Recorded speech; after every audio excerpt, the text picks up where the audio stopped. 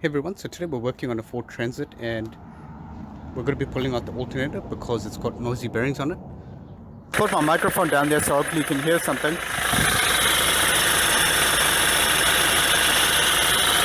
What I'll do is I'll go and put this microphone there near the turbo and I'll just show you.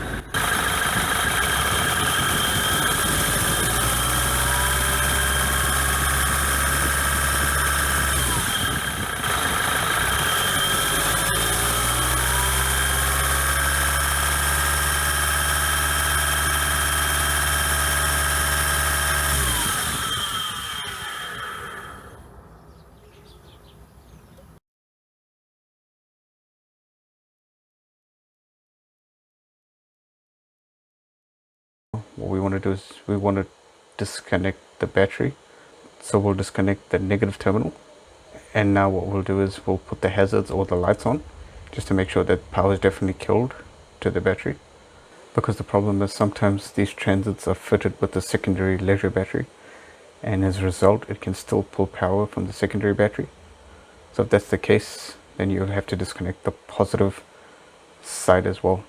So that positive over there, see how I disconnected it? Make sure you disconnect that as well, otherwise the ECU can still be powered. These are the tools you require. You need a power bar. I'm using a 1/2 inch, so I've got an adapter, a 3/8 adapter, because you need a 3/8 power bar or adapter or something similar to fit into the tensioner over there. Okay, so you need that. You'll need an extension. You'll need a T40 bit to remove this top plastic cover, and obviously a ratchet of some sort. So to remove this top plastic cover, there's 3 bolts, one here, one there, that side, and another one over there. So there, and there. So remove those 3 bolts, and then you gently lift this wiring loom out, and you pull this cover off. So you want to pull it from this end, and gently pull the loom out. And just keep. So that's your tensioner there. That's your tensioner. You want to take your 3/8 adapter or power bar. You want to slot it in there, like so. And just gently pull back. That releases the tension. Don't know if you can see that video. Take note of how the belt routes under the pulleys and the water pump and the vacuum pump and all the accessories. So when you want to take it off, you come to this pulley here. You just slide it off here. You can gently release the tensioner. You can choose to leave the power bar within the tensioner if you're going to replace it straight away. If not, just take it out for safety. And that's how you take out the Serpentine belt. So we've removed the front clip because there's going to be a video on how to remove that and a few bits and pieces. So it makes it a little bit easier for me to show you how to work on this transit. So basically the alternator is held in by 3 mounting bolts. So we have to take off this cover here first. So we have to take off this plastic cover over here, which is held in by those bolts. So once we remove the top one and those bottom and that bolt there, that cover will come off, and then we just need to take off the positive lead, which is just there at the top, and then we just need to disconnect the connector. So I'll just take off this bolt and the top bolt, and I'll show you how to remove the rest of it.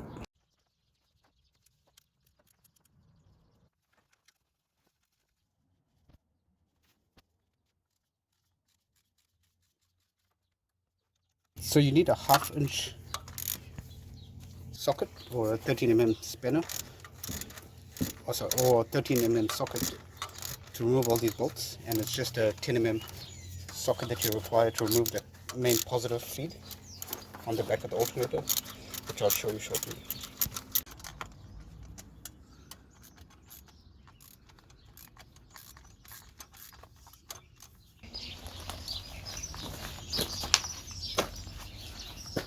So this is the alternator, and this is where that nut goes at the back.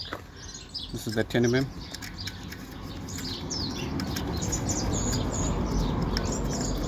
And the 3 bolts in the cover that protects the alternator.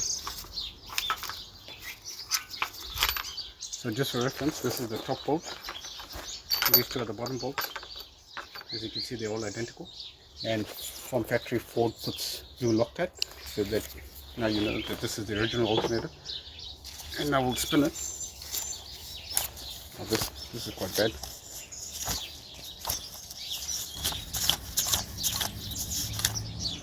This feels extremely rough.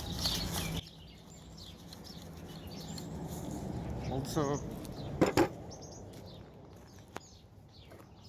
if you jam this in here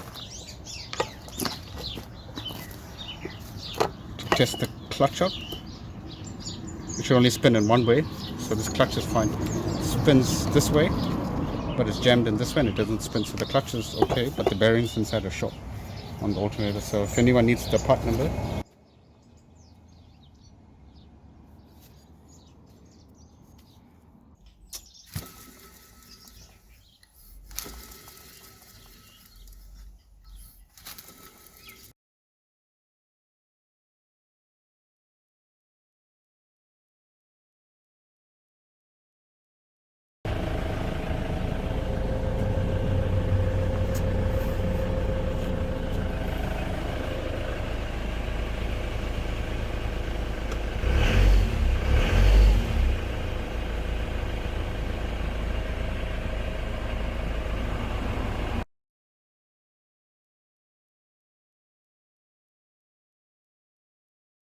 if you suspect the turbo bearings are noisy and not the alternator, the serpentine belt or the fan belt has been removed.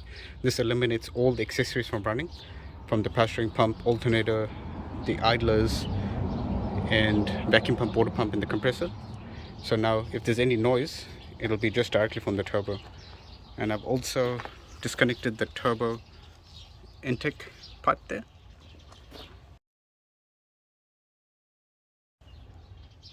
So just over there, I've just disconnected it. Generally, you don't want to run this for too long. You don't want dust and stuff going in there. This will just be done for a brief period just to diagnose the turbo.